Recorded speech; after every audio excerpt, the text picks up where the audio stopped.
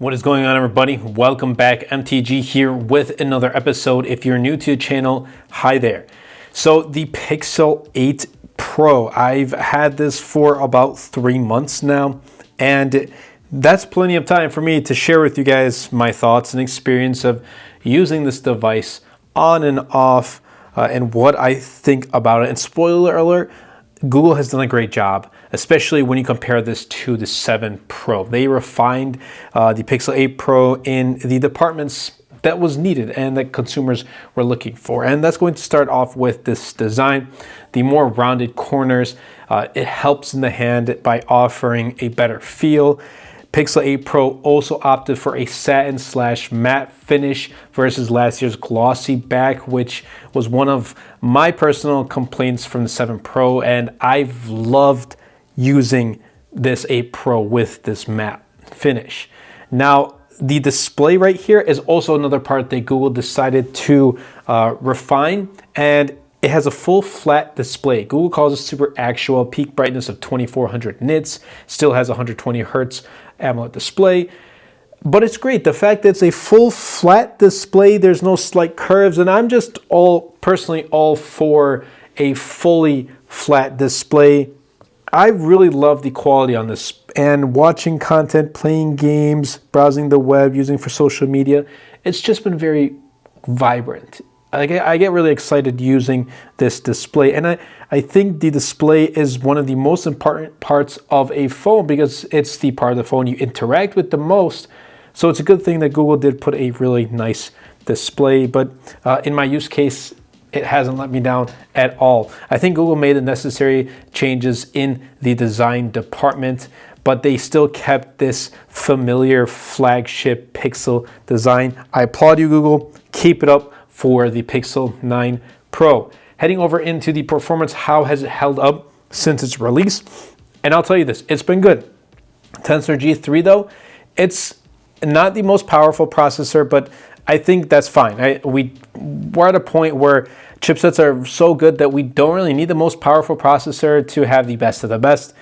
This proves just that. Tensor G3 works more with Google's software and Google's AI built-in features, and I think that's good. But my day-to-day use has been also very good. It has 12 gigs of RAM. My model has 120 gigs of storage, Android 14 on board, with 7 years of software updates, and I haven't faced any hiccups or any bugs whatsoever. This phone has been running very smooth, and every single app that I've thrown at it, Pixel 8 Pro tackles it with ease. No issues whatsoever. And it's just the fact that 7 years of software updates is built into Google device, well, the Pixel 8 and 8 Pro, and hopefully with their Pixel Fold 2 that comes out in 2024.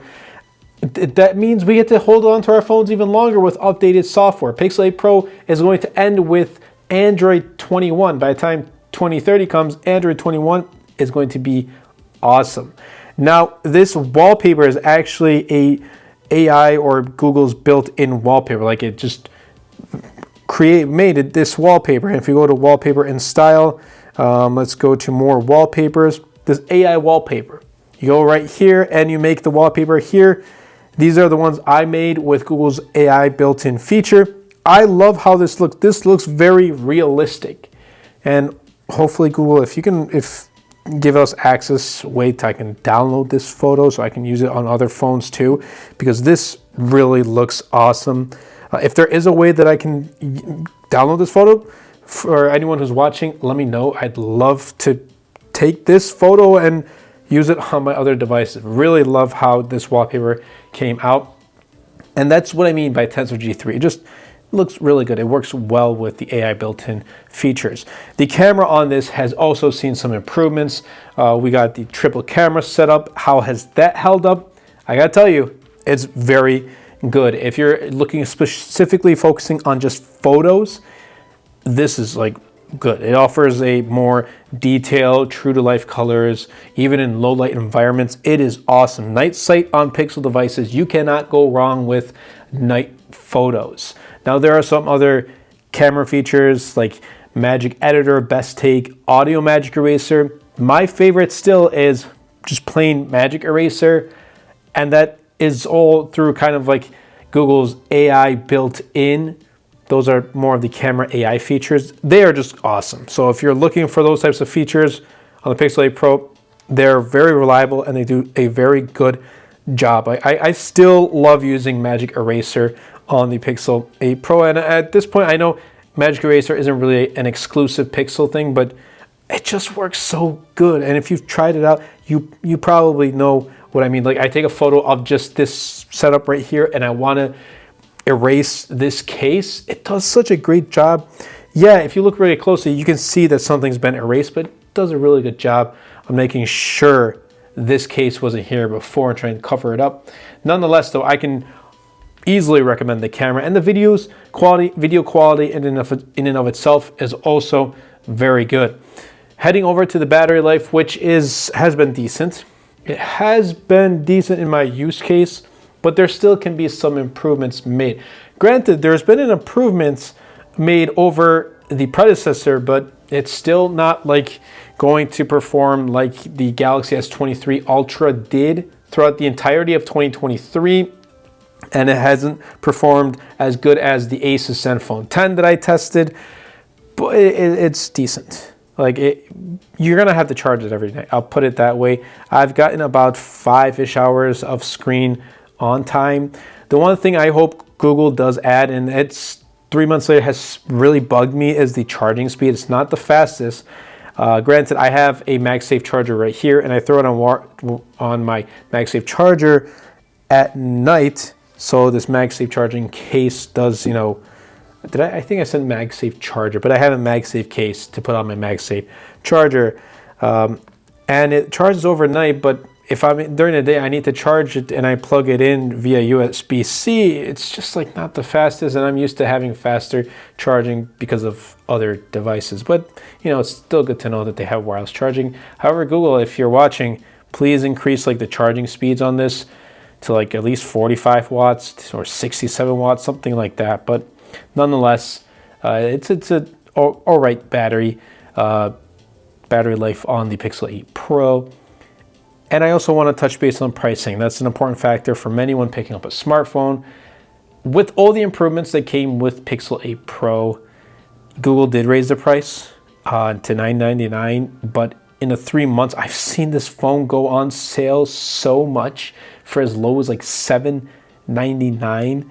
And if I may be mistaken, but if I do recall, I have seen this for $749 at one point. So my recommendation to you, if you're out on the market looking for a Pixel 8 Pro, don't pick it up at retail. You can pick it up brand new for $799. And I will be leaving links in the description down below of the Pixel 8 Pro, as those links do help out the channel out a lot. But this is a device that will always go on sale. So just have your eyes watching, have your eyes peeled out on the market, because this will always go on sale. Nonetheless, I really love the Pixel 8 Pro. I think this is the most refined Pixel, and obviously the best Pixel that Google has to offer.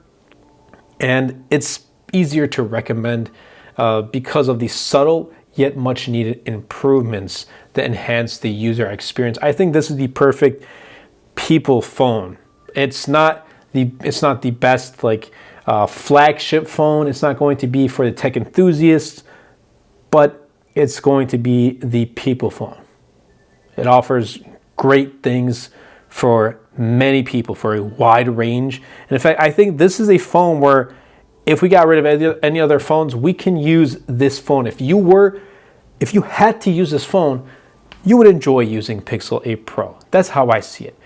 I can't wait for Pixel 9 Pro, but in the meantime, I can easily recommend the Pixel 8 Pro. Who cares if this came out in October of 2023, 3 months, 4 months? Even if you're picking this up in June of 2024, it's still worth it.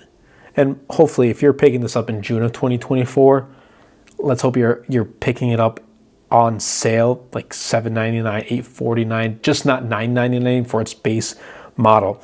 Anyway, that's been it for me. I hope you guys did enjoy. If you did, be sure to smash that like button, comment down below, and best of all, share this video because it really does help out the channel a lot. Will help push my content out to more people. And definitely be sure to check the links in the description down below. I have right here my desk mat, I have coffee mugs, I have duffel bags, sweatshirts, sweaters, t-shirts, you name it, we got it. Links in the description down below. It really does help out the channel a lot. That's been it for me. I'll catch you guys in the next episode.